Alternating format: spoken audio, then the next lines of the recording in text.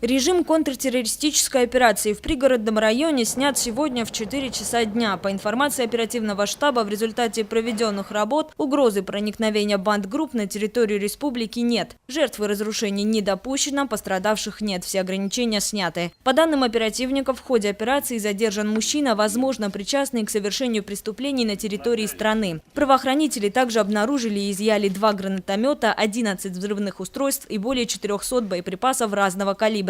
Сейчас правоохранительными органами республики решается вопрос о возбуждении уголовных дел. Напомним, режим КТО был введен на территории поселка Новый сегодня в 6 часов утра. Сообщалось, что оперативный штаб получил информацию о возможном нахождении членов бандгрупп и их пособников в пригородном районе. Яна Гайгиева, Мурат Гадиев, Осетия ТВ.